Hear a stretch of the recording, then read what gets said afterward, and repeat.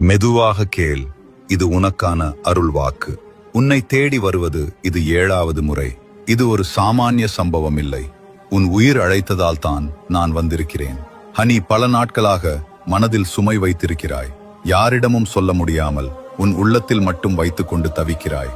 ஆனால் இன்று அந்த சுமையை விடும் நாள். நான் சொல்வதை நம்பு. நீ இழந்தது வீணாக போகவில்லை. அது உன்னை வலிமையானவனாக மாற்றியது. இனி வரும் நாட்களில் நீ எதிர்பார்க்காத வழிகளில் நல்லது நடக்கும். உன் வாழ்க்கையில் ஒரு புதிய தொடக்கம் ஆரம்பமாகிறது. நீ அடிக்கடி என்னாலா இது முடியும் என்று நினைக்கிறாய். ஆனா நான் சொல்கிறேன், உன்னால் முடியும். நிச்சயமாக முடியும். இனி பயப்படாதே. உன் பாதையில் நான் இருக்கிறேன். நீ விழுந்தாலும் நான் பிடித்துக் கொள்வேன். ஒரு விஷயம் மட்டும் செய். உன் மனதை அமைதியாக வைத்துக்கொள். ஒவ்வொரு நாளும் ஒரு நிமிடம் கண்களை மூடி உன் உள்ளத்தில் உள்ள ஒளியை உணர்ந்து பார். அதுதான் நான்.